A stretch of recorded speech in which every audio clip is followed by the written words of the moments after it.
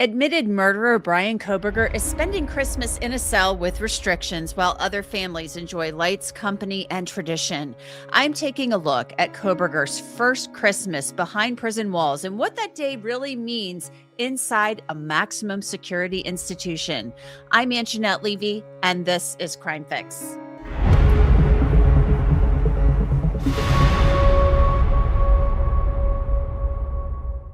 Let me tell you, there's nothing scarier than logging onto your computer and finding out that someone has stolen your personal information. And guess what? All of that info, like your name, phone number, and address, it's just sitting online for scam artists to steal and data brokers to sell.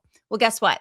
I have something that can fix that. Incogni will track down which data brokers have your info and demand they remove it. They found more than 50 brokers with my info, and within days, poof, it started to disappear. Just create an account, authorize Incogni to act for you, and they do the rest. The new Unlimited Plans custom removals feature allows you to submit custom links where your data shows up, and then a team of privacy expert removes it for you. So if you care about your online safety, and you really should, take your data back with Incogni, use code CRIMEFIX for 60% off an annual plan. Christmas for so many people means lights, family, warmth, and joy. But for the four families of Maddie Mogen, Kaylee Goncalves, Ethan Chapin, and Xana Kernodle, their Christmases will never, ever be the same. But one thing that may bring those four families a little comfort this year is knowing the man who took the lives of their precious children will be behind bars in a cell, and he is not going anywhere. And guess what? He's not exactly happy about where he is either. This is Bryan Kohberger's first Christmas in prison, and there is no warmth and there is no joy. He had been in a county jail before as he awaited trial for the murders, but this is his first Christmas inside Idaho's maximum security institution in Kuna. There's no tree. There are no decorations. There's no family dinner, just concrete, steel, and a cell door. But there are cookies, and I'll have more on that in a moment. Kohberger is being held in long-term restrictive housing, the most isolated conditions in the Idaho prison system. This isn't county jail. This isn't pretrial. This is forever. And according to the Idaho Department of Corrections, Christmas inside the facility, it's kind of like any other day. A spokesperson wrote to me in an email, during the holidays, an organization called St. Vincent de Paul runs a program called Cookies for Corrections, through which they deliver cookies to every Idaho Department of Correction facility, including the Idaho Maximum Security Institution. Incarcerated individuals in long-term restrictive housing have limited access to activities because they live in single-person cells and must be moved in restraints. They receive showers every other day and 1 hour of outdoor recreation daily. They also have access to religious services, communication through JPay, and the ability to place commissary orders. So let's break that down. Kohberger is moved in shackles. He lives alone. He is out of his cell for about 1 hour a day, but it's my understanding he's opted to stay in his cell. And on Christmas, the Idaho Department of Corrections says that doesn't really change. The only real difference is that box of cookies. St. Vincent de Paul describes that program on its website like this. In the spirit of Christmas, members of our reentry team deliver store-bought cookies to residents at the South Boise Correctional Complex. This small act of kindness is an opportunity to extend compassion, fellowship, and community to incarcerated individuals in Idaho. Receiving a Christmas cookie as a resident might be the only act of humanity and kindness shown to them during the holiday season. And yes, according to the Idaho Department of Corrections, Bryan Kohberger receives those cookies too if he wants them. And that is about as festive as it gets. And when it comes to food, Christmas inside a maximum security prison does mean just a slight change. But according to the Idaho Department of Corrections holiday menu provided to Law&Crime, it is still very much prison food. According to that official menu, incarcerated individuals are served a holiday turkey roast, or for those with dietary restrictions, a holiday vegan stuffed pepper. The meal also includes mashed potatoes, corn casserole or vegetables, white bread with margarine, and a pumpkin dessert like pumpkin crumble or pumpkin pie, along with a vitamin beverage. What about calling family? Well, according to correctional policy and public reporting on restrictive housing, for most inmates, phone calls on holidays are limited, pre-scheduled, and short. For high profile inmates in restrictive housing, they may not get a call at all. Mail is screened, visits are rare or non existent, and there are no Christmas visits. But I want to stop there because, as much as there is curiosity about how Bryan Kohberger is spending Christmas, really what is most important is how the four families of the victims in this case are affected. Maddie Mogen, Kaylee Goncalves, Ethan Chapin, and Xana Kernodle. Their families are celebrating now a third Christmas without their loved ones. Their lives are never going to be the same. Kohberger pleaded guilty this past summer to breaking into the house at 1122 King Road and murdering Maddie, Kaylee, Ethan, and Xana. And I can't overstate the fear that that crime caused in the small college town of Moscow. Kohberger's attorneys had claimed more than 2 years ago that he was innocent. But essentially, on the eve of trial, Kohberger asked for a deal, and he got one, a deal that did not require him to disclose any details about the crime.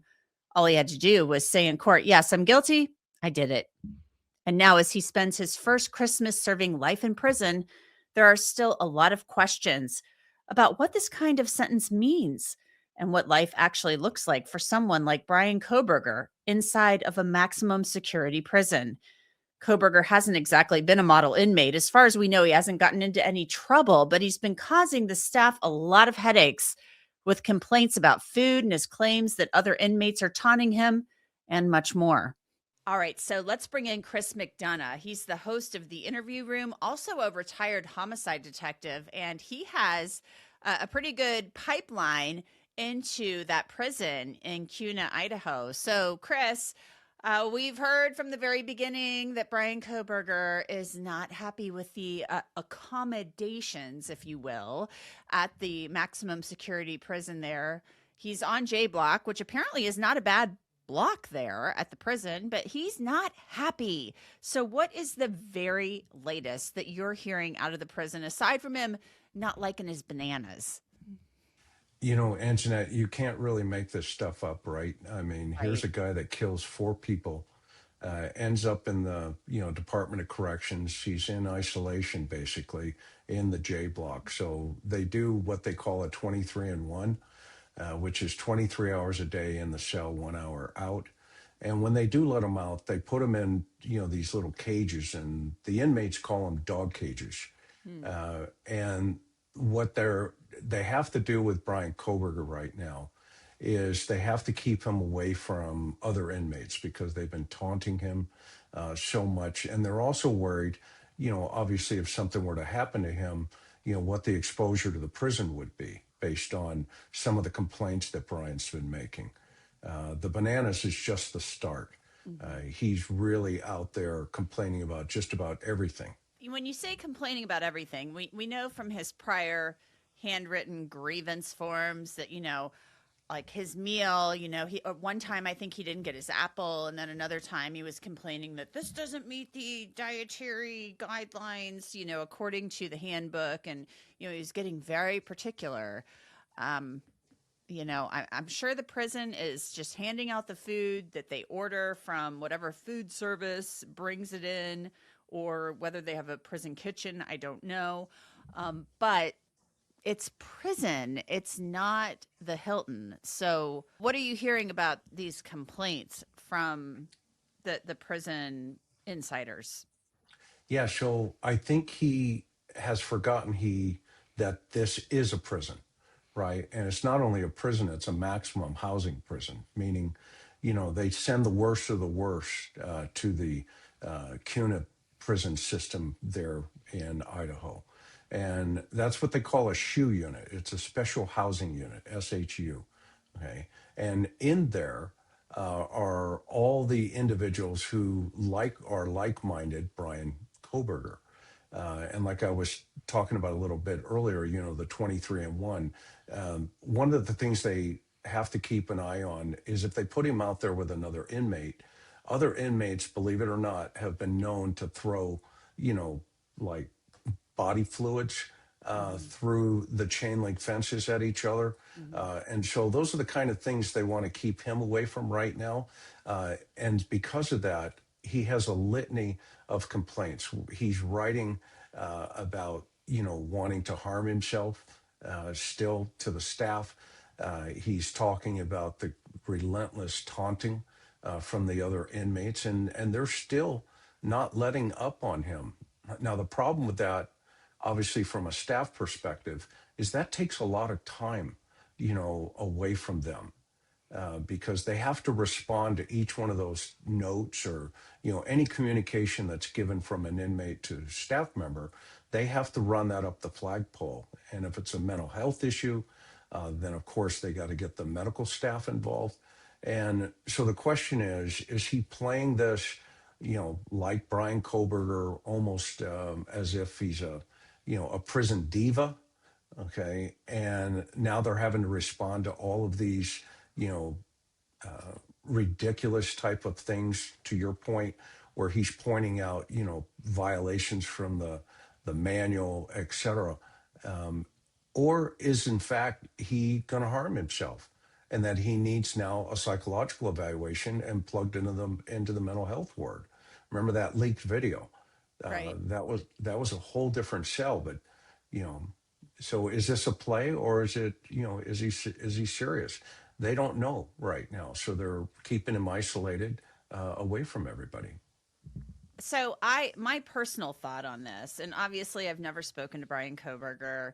I don't know him. I just know what we've been able to glean from the court hearings.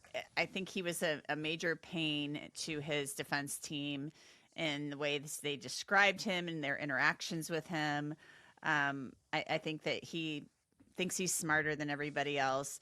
He may be a prima donna there in the prison, like, hey, I'm the most well known guy here. Like, I should get what I want and all of this. Or maybe he's just thinking, well, mother always placates me. So, and he's not even thinking, he's just expecting to be treated how mother treated him, or whatever, mother and father. Not everybody's there to respond to your every text message and every call in prison. Like, sorry, dude, that's just not how it goes. Get on the tablet and call mother, I guess.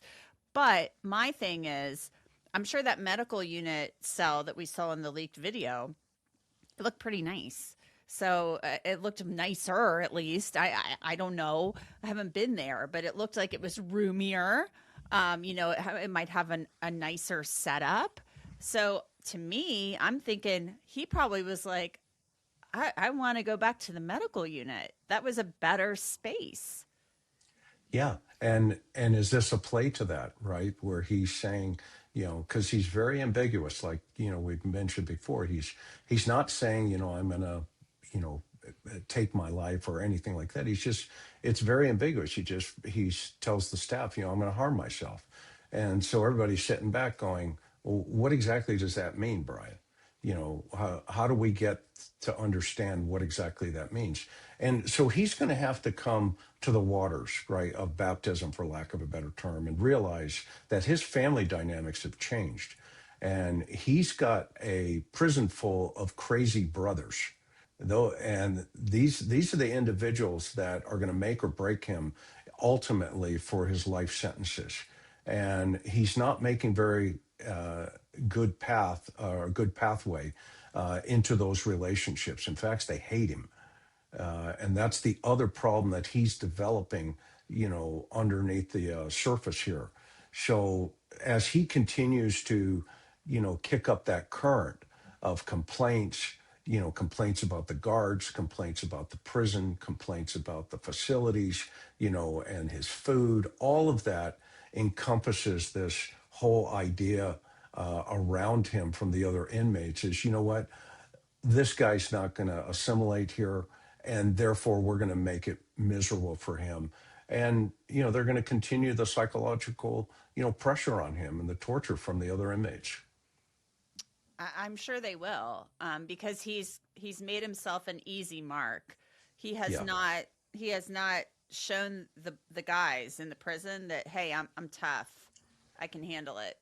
I mean, you're yeah, complaining about getting razzed, you know, by these other people. So you're not a tough guy, and they know it. So you've kind of made yourself, you put a target on your own back as far as the prison culture goes. We're going to get to what goes on in prison on Christmas here in just a moment. But I do want to ask you, about this information you received about him reaching out to other murderers, other serial killers, things of that nature. You know, he of course would be considered, I guess, a mass murderer, not a serial killer, but he certainly was obsessed with serial killers, according to the Celebrate experts. So, who is he reaching out to? Why is he doing this? Does he think he's like part of their club? What's going on there? So the information that I received was that he goes into the prison system thinking, he's, just slaughtered 4 people. Therefore, he's made his mark into the serial killer game, for lack of a better term. So my understanding is a couple, one specifically, the smiley face killer. They tried to attempt to communicate with each other, is Mm. my understanding, via the email communication. I do Is that not know if allowed? that, Pardon me for interrupting you. Is that allowed? well, and that's how I think it got interrupted, Oh, uh, because somebody flagged something. And I was told that, they were trying to communicate. That's the gist of the information that I have on that. Now, whether or not that ever went through, I don't know that for sure. I just know that there was an attempt. Why that would be, I have no idea. However, I do believe that Brian thinks he's in that category of, like I said a moment ago, as a serial killer. When the other inmates around him, again, there's a pecking order in prison. And if you don't fit that, okay, then to them, you're just a number in a cell next to you. Okay. And so I don't know if he's, again, trying to push himself into a bigger, hey, look at me, I'm Bryan Kohberger. And the mhm. other inmates are going, well, you're nothing. Okay. You're like a bug Right. in a jar Yeah, here. they've got their own hierarchy. Like he's They do. nobody. They do. That's right. That's right. And it's all based on respect. So if you disrespect, any of your fellow inmates around you, that gets out there pretty quickly in terms of information. So this is his first Christmas, not in jail, of course, but in the prison there in Cuna. And so I reached out to the prison a while back, and I'm like, so what's it like there, And basically, they say it's like any other day on J Block because these are people. They're the worst of the worst. They're in their cells 23 hours a day. The 23 and one, like you talked about. He doesn't even do the rec time because he's afraid. So he's afraid he's going to get hurt. So it's my understanding he stays in his cell all the time anyway. So it's not going to be any different, except that this organization, St. Vincent de Paul, he might get a cookie from them. They have this Mhm. program, Cookies for Corrections, which is very nice. That's very kind of them to do that. I don't know if they'll be making vegan cookies specially for Bryan Kohberger. I'm thinking no, but maybe they do. Maybe they know, but that there are inmates with different dietary needs and issues. But they do this. They will deliver the cookies to the prison to give them cookies. So that makes the day maybe a little more special. So that he might get a vegan cookie. We don't know. Yeah. I mean, it certainly is a great gesture. I mean, right? It's somewhat of a lift for those individuals that have been in there, you know, 20 plus years, trying to get to the rest of their life. It's a good thought process. The whole mentality sometimes, even with Department of Corrections there in Idaho, is this idea that there's somehow, um, you know, with inside of each of us, there's a something that could be rehabilitated, and that's why they call them, residences. They don't even call them inmates, or clients, and so this idea of, yeah, we'll bring them Christmas cookies, may soften their thought process in relationship to, slaughtering 4 college students in a bedroom while they're sleeping. by the way. That cookie's going to really pay off for Christmas, in other people's minds, not necessarily the perpetrator's mind. These people are very dangerous, and they need to be locked up 23 hours a day. Period. And Bryan Kohberger hasn't quite caught that wind yet, but he will. It's coming. If you're on J Block, you're irredeemable. I mean, Yeah. sorry, that's just basically how it is. You're not going anywhere else. You're on J Block basically for good, unless you win an appeal or something like that. And we know he's waived all of his appeals. Let's go over the menu a little bit. The Okay. vegan menu, and they have a the Department of Corrections. I've got the menu pulled up here. They're taking care of everybody. They've got the mainline meal, they've got the healthy choice meal, they've got the lacto ovo vegetarian meal. If I mispronounced the ovo part, I apologize. Vegan, no pork, common fare. So I've got the vegan meal pulled up. We've got the pineapple carrot for breakfast. That's a muffin. You get a cup of farina. That's a finely milled wheat porridge of sorts, similar to oatmeal. Vegan sausage breakfast patty, margarine, sugar, vegan milk, vitamin beverage.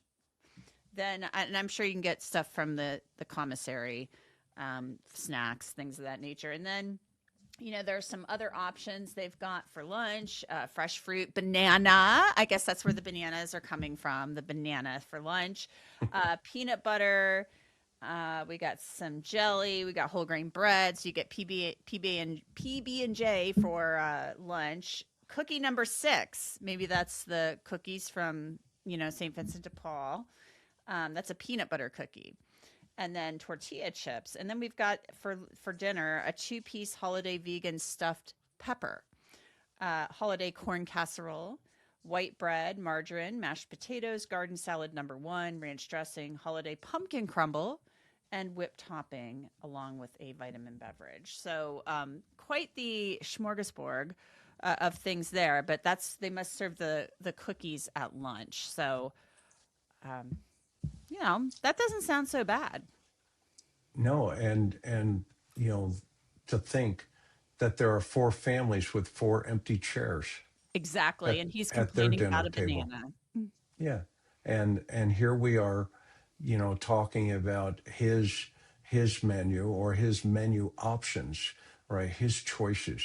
Uh, you know, we really, I think Brian Kohberger's case and other cases that are coming up on the horizon, these high profile murderers that, like Luigi, where you even have the defense team setting up websites now for the defendant, even before a trial. Yet they go and argue before the court, Your Honor, we don't want cameras in the courtroom because we don't want to taint a jury. Yet they're setting up websites for their client. Okay. Well, what are they going to talk about with him? A Happy Meal because he got arrested at McDonald's? We really need to take a hard look at our criminal justice system again and get back to basics, because it seems like the accountability aspect within inside of our culture is being lost. And that's why there's such a recidivism, why these guys continue to commit the amount of crimes that they do. New York City's a mess, and other states, and it just needs to be taken a hard look at. And this menu is a perfect example of that. Well, and you're right. Really, the most important thing this Christmas is those 4 families and the 4 empty chairs that That's exist, right. and the holes in the families' hearts. And he's got it pretty good as far as I'm concerned. Chris McDonough, thank you so much for your time. Thanks, Angenette. And that's it for this episode of Crime Fix. I'm Angenette Levy. Thanks so much for being with me. I'll see you back here next time.